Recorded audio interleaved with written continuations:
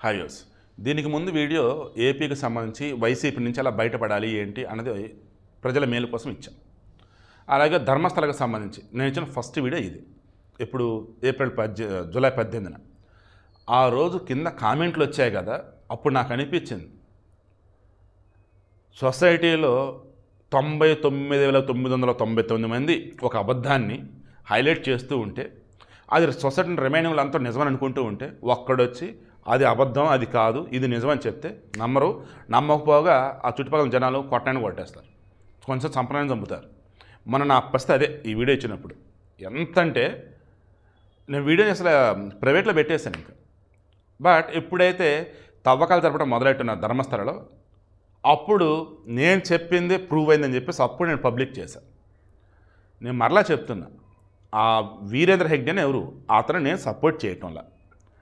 ధర్మస్థలకు సంబంధించి ఇప్పుడు ఎవరైతే పారిశుద్ధ్య కార్మికుడు వచ్చి 100 శవాలు నేను పూడ్చిపెట్టాను అంటున్నాడో అతను ఓ నిజం దాస్తున్నాడు. అట్ ది సేమ్ టైం ఓ రహస్యం బయట పెట్టాలని చూస్తున్నాడు. నేను అతను ఎక్కడ తప్పుపట్ల, నా సపోర్ట్ పారిశుద్ధ్య కార్మికుడికే. అక్కడ నేను చెప్పింది కూడా ఏంటి, ఇప్పుడు ఇతను చేసిన పని వల్ల గతం తాలూకు ఎన్నో రహస్యాలు ఇప్పుడు బయటపడబోతున్నాయి. ఈ తవ్వకాలు జరుపుతున్న మూమెంట్లో మొత్తానికి ఎవరో ఒకరికి ఊహించని శవం బయటపడిద్ది, దాంతో మొత్తం మిస్టరీ వీడిది. ఇదే కదా చెప్పాను. ఇప్పుడు 10వ స్పాట్ కూడా తవ్వేశారు. ఓకేనా? ఈ 9-10 స్పాట్లు కూడా ఏమీ దొరికింది కేవలం 6వ స్పాట్లో. ఆ దొరికిన కూడా ఎముకలు. ఆ ఎముకలు మనం అనుకున్నప్పుడు ఫోరెన్సిక్ ఎక్స్పర్ట్స్ చెప్పి ఫస్ట్ అబ్బాయి మొగాడి అన్నారు, ఆ తర్వాత ఆడ మగ అన్నారు, ఆ తర్వాత ఇద్దరు ఆడాలన్నారు. తీరా అఫీషియల్ వేలో ఇప్పుడు చెప్పింది ఏంటంటే పోలీసులు ఓన్లీ ఎముకలను బేసేసి ఆడ మగ చెప్పలేమని అన్నారు. అంటే ఇప్పటి వరకు ఒక్కళ్ళు కూడా ఇదిగో చనిపోయినారు, ఇదిగో పూడ్చిపెట్టారు, వాళ్ళే వీళ్ళని అవల. మొన్న దొరికిన ఏటీఎం కార్డు కానీ తర్వాత పాన్ కార్డు కానీ వాళ్ళు ఎవరన్నప్పుడు పాన్ కార్డు వచ్చేసి లక్ష్మి, ఏటీఎం కార్డు వచ్చి మొగతను ఎంక్వైరీ చేస్తున్నారు. ఈవెన్ ఎర్రట క్లాత్ లాంటిది దొరికింది, దాన్ని ఏమంటారు, రవిగుడ్డ, అది కూడా ఎంక్వైరీ చేస్తున్నారు. ఇప్పుడు అంతేమని నేను మరలా చెప్తున్నాను చూడండి. ఇతని వయసు 62 సంవత్సరాలండి. ఇతను పనిచేసానని చెప్పింది 1995 to 2014. ఓకే, అప్పుడు ఇతను చెప్పింది ఏంటి, 100 శవాలు నేనే పూడ్చిపెట్టా అన్నాడు. 1998లో నేను కంప్లైంట్ ఇవ్వడానికి వెళ్తే తీసుకోకపోగా పోలీసులు మరలా నన్ను తిట్టి కొట్టి, నువ్వు గనక వాళ్ళు చెప్పింది కనుక చెయ్యకపోతే నీ ఫ్యామిలీని మొత్తం ఎలాగా చంపి పూడ్చిపెడతాను అన్నారు. నాకు భయం వేసింది, వాళ్ళు చెప్పింది చేసుకుంటూ పోయా. ఇలా వాళ్ళు కొంతమంది తగలబెట్టిన తర్వాత ఆ బాడీ నేనే పూడ్చిపెట్టా. కొంతమంది చంపేసి తెచ్చేవాళ్ళు, నేనే పూడ్చిపెట్టా. కొంతమంది బాడీని తెచ్చేవాళ్ళు, వాళ్ళ ఒంటి మీద ఇన్నర్స్ కూడా ఉండేవి కాదు, నేను పూడ్చిపెట్టా. ఇలానే చెప్పుకుంటూ వచ్చినాడు. అవునా? అక్కడ కూడా నేను మరలా హైలైట్ చేస్తుంది కూడా ఆ రోజు చెప్పింది కూడా ఇదే. అతను చెప్పినట్టుగా 100 శవాలు అనేది అబద్ధం, ఖచ్చితంగా కొన్ని శవాలు ఉండొచ్చు, దాని తర్వాత రహస్యం విడాలి అన్న. అగైన్ మరలా కింద రోతగాలు ఉంటారు కదా, ఓహో 100 శవాలు అయితే అబద్ధమా, కొన్ని శవాలు అనమాట నిజమా, కొన్ని శవాలు అయితే నీకు ఓకేనా చెప్పే కదా. మీరు ఎవరో కామెంట్ పెట్టారు, వద్దండి అసలు పట్టించుకోదు అటువంటి కామెంట్లు, అవి మళ్ళీ రిపీట్ చేయద్దు మీరు అన్నారు. కరెక్టే, బట్ మీ మెంటాలిటీ ఎలా ఉందో చెప్తున్నాను. సొసైటీది ధర్మస్థల గ్రౌండ్ రిపోర్ట్ 100 శవాలు అని ఒక టాప్ మోస్ట్ ఛానల్ ఇవ్వగానే ఇంకా అదే నిజం. అడుగడుక్కో శవం అని చెప్పేసి ఒక న్యూస్ ఛానల్ రాగానే అదే నిజం. యూట్యూబ్ వ్యూస్ కోసం, రేటింగ్స్ కోసం మిమ్మల్ని భయభ్రాంతులు గురి చేస్తూ పిచ్చి పిచ్చి థంబ్నెయిల్స్ పెట్టి ఆడకెళ్ళి గ్రౌండ్ రిపోర్ట్ అంటే హడావుడి చేస్తే అదే నిజం.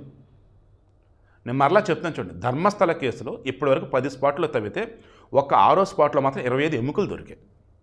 25-15 ఎముకలు, అది కూడా ఎవరంటే తెలియలే. ఈలోపు నేను చెప్పింది ఏంటి, ఇతను ఏదో ఒక దాన్ని ఏం చెప్దాం, ఒక గొప్ప ప్రయత్నం చేస్తున్నాడు అన్నాం కదా. ఏంటి ఆ ప్రయత్నం అంటే, ఈ ధర్మస్థలకు సంబంధించి గతంలో యూట్యూబర్లు కానీ జర్నలిస్ట్ కానీ ఎవరైనా సరే వీడియోలు పెడితే ఆ వీడియోలు డిలీట్ చేయాలని చెప్పేసి వీరేంద్ర కోర్టు నుంచి ఆర్డర్ తెచ్చాడు, ఆర్డర్.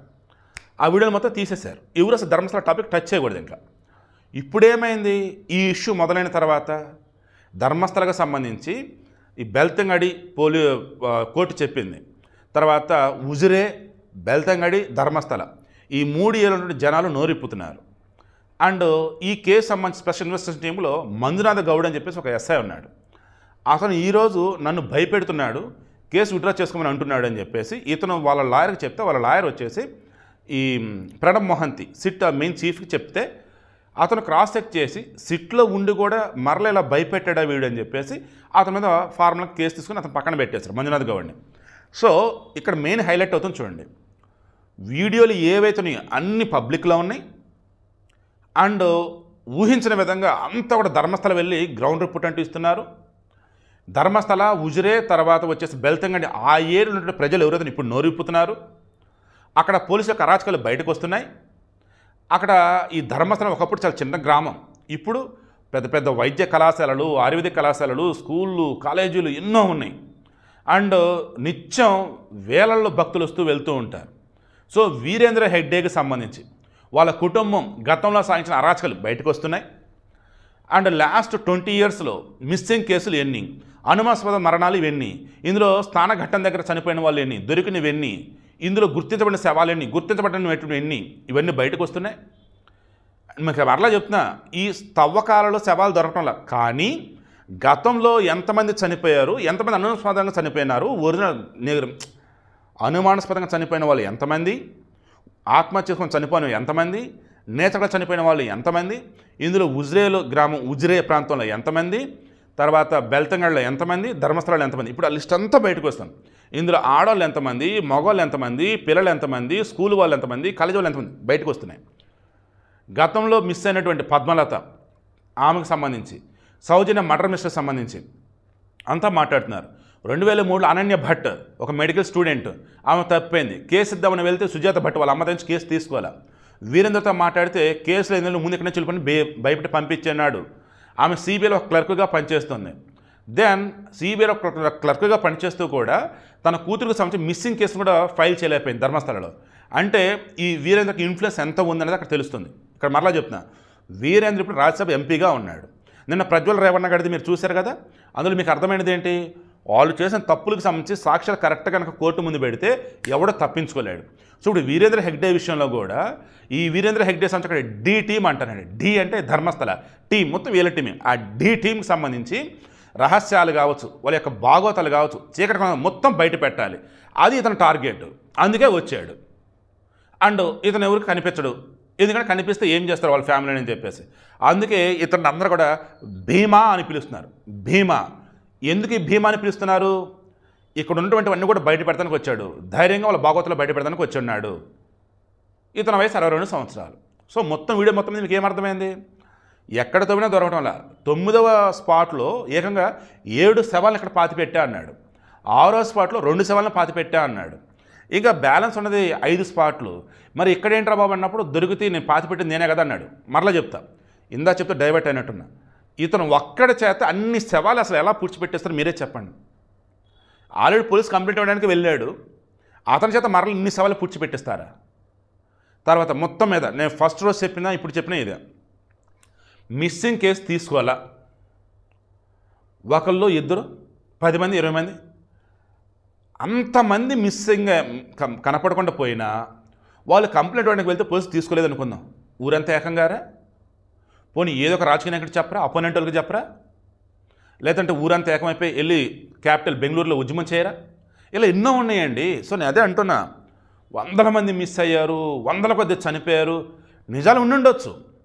కానీ ఇప్పుడు ఇతను వచ్చిన తర్వాత బయటకు వస్తున్న ఏవైతే ఉన్నాయో చాలా తక్కువ వస్తున్నాయి. మరి గతంలో మిస్ అయినవి, చనిపోయినవి అవన్నీ అంటే బయటపడాలి. నేను చాలా ప్రాక్టికల్ చెప్తాను, లాజికల్గా చెప్తున్నాను. ఇతను వచ్చేసి బయట పెట్టాలని అనుకుంటుంది అంతా కూడా ఏంటి, గతంలో అంటే చీకటి చరిత్ర భాగవతం అంతా బయట పెట్టాలి. ఇక్కడ వచ్చే స్పాట్లు దొరకవు, ఎందుకంటే అక్కడ ఏం లేవు కాబట్టి. కొట్టుకుపోయి తవి తీశారు, ముందు వాటి నుంచి మీరు బయటపడండి. ఇక రిమైనింగ్ 5 స్పాట్లు ఉన్నాయి, అక్కడైనా దొరకాలని నేను కోరుకున్నా. ఎందుకంటే కేసు కొంచెం స్ట్రాంగ్ అయింది. దెన్ అప్పుడు వీరేంద్ర హెగ్డే కావచ్చు, ఆ డి టీమ్ కావచ్చు, వాళ్ళ భాగవతం అంతా బయటపడింది. సో నేను వీడియో క్లోజ్ చేస్తున్నాను. మీరు ఏదైనా సరే తీసుకోండి, నేను ఎవరి గురించి ఏదైనా చెప్తే అందులో ఒకవేళ నా తప్పు ఉంది, నేను చెప్పింది అబద్ధమైతే వాళ్ళని ఏదైనా అన్న తలదించుకుంటా, క్షమాపణ చెప్పే వీడియో నేను తీసేస్తాను. బట్ ఇప్పటికీ ఎప్పుడు అలా జరగల. ఒకటి కామాల వాళ్ళు ఏడుస్తూ ఉంటే వచ్చి ఘోరంగా తిడుతున్నారు, మాదే వీడియో నువ్వు తీస్తావు లేదంటే అప్పుడే తీసేసా. ఎందుకంటే దానివల్ల సమాజం కూడా మేలు లేదు, వాళ్ళు ఇండివిజువల్గా ఎందుకు తీసి అవతల పడేసా. ఇంకోటి వచ్చేసి పొలిటికల్గా ఒకటి, ఇంకోటి ఏదంటే 3,000 5 సంవత్సరాలు నేను తీసేసాను, మిగతా అలాగే ఉంచా. ఇంకొన్ని మాత్రం ఇవ్వాల్సింది ఇచ్చేసాం, అయిపోయింది, ఆ వీడియో చూసి నాకే చిరాకు వస్తుందని చెప్పి నేను తీసేసేవాడిని. అంతేమని నేను చెప్తుంది ఏంటో తెలుసా, యాడ్స్ తీసుకోకుండా, భజన కొట్టకుండా, లేనిపోని పిచ్చి పిచ్చి thumbnails పెట్టకుండా పద్ధతిగా ఉన్నది ఉన్నట్టుగా ఇస్తున్నటువంటి ఏకైక పర్సన్ నేనని చెప్పేసి గర్వంగా చెప్పగలను. అలా మీకు కూడా అనిపిస్తే మన ఛానల్ సబ్స్క్రైబ్ చేయమని 10 మందికి చెప్పండి. మీరు ఇంకా సబ్స్క్రైబ్ చేసుకోకపోతే చేసుకోండి. అండ్ టాపిక్ ఏదైనా సరే క్రాస్ చెక్ చేసాక నేను వీడియో ఇస్తాను. నిజమే, నేను టచ్ చేయని టాపిక్ లేదు, అన్ని టాపిక్ టచ్ చేస్తున్నా. బట్ దానివల్ల సమాజానికి మేలు అంటే టచ్ చేస్తున్నా. ఇక్కడి నుంచి కూడా సమాజానికి మేలు అంటే నేను టచ్ చేస్తాను. దానివల్ల ఉపయోగం ఏమీ లేదురా, ఓన్లీ వ్యూస్ వస్తున్నారంటే మ్యాక్సిమం టచ్ చేయను. సరే కాసేపు సరదా కోసం అంటే టచ్ చేస్తాను. బట్ చెప్పే కదా, కాసేపు సరదా కోసం అంటే అలా టచ్ చేస్తుంది తప్ప ఉపయోగం లేదు. అండ్ వ్యూస్ కోసం ఓన్లీ అంటే నేను ఇంకా టచ్ చేయను. మరలా చెప్తున్నా, సమాజం మేలు కోసమే క్యాటలిస్ట్ అనేవాడు ఉన్నాడు, ఈ జర్నలిస్ట్ శివప్రసాద్ అనేవాడు ఉన్నాడు. మన ఛానల్స్ కూడా దాని పర్పస్. ధర్మస్థలకు సంబంధించి మరలా చెప్తున్నాం, డే 1 చెప్పిందే చెప్తున్నాం. 100 శవాలు బయటపడు, 10 సంఖ్యలో కూడా బయటపడతలేదో తెలియటంలా. బట్ బయటపడితే అది ప్రపంచాన్ని కుదిపేయటం ఖాయం. మెయిన్గా ఈ ధర్మస్థలకు సంబంధించి, ఉజిరేకి సంబంధించి, బెల్తంగడికి సంబంధించి ఆ చుట్టుపక్కల ఏరియాలలో అసలు ఏం జరుగుతుంది అన్నది ఈరోజు బయటపడాలి. ఆల్రెడీ బయటపడుతూ ఉంది, బయట పెడుతూనే ఉన్నారు. 100 శవాలు, అడుగడుకో శవాలు, అటువంటి దిక్కుమైన thumbnails టైటిల్స్ ముందు ఆపేయండి. గ్రౌండ్ రిపోర్ట్ అంటే ఎవరైతే ఇస్తున్నారో వాళ్ళ వెనక రెండు ఉన్నారా లేదనేది నాకు అనవసరం. బట్ నేను చెప్పేది ఏంటంటే వాళ్ళు ధైర్యంగా చెబుతున్నారు, ఉన్న విషయాన్ని చెబుతున్నారు, అక్కడ ప్రజలు చెబుతున్నారు. మీరు దానిని 100 సభలు కనపడకుండా పోయే 100 సభలను పూర్తి చేసి మాయం చేశారు, అటువంటి దానిలోకి పోకండి. అసలు ఎన్నాళ్ళు అసలు అక్కడ ఏం జరుగుతుంది, ఒకప్పుడు ఎలా ఉండేది, ఇప్పుడు ఎలా ఉంది, ఈ మధ్యలో ఏం జరిగింది ఏంటి, ఇది మీ మైండ్లో పెట్టుకోండి. అప్పుడు మీకు అర్థమవుతాయి. అప్పుడు నేను చెప్పింది ఇదే కదా అనే విషయం మీకు క్లారిటీ వస్తుంది.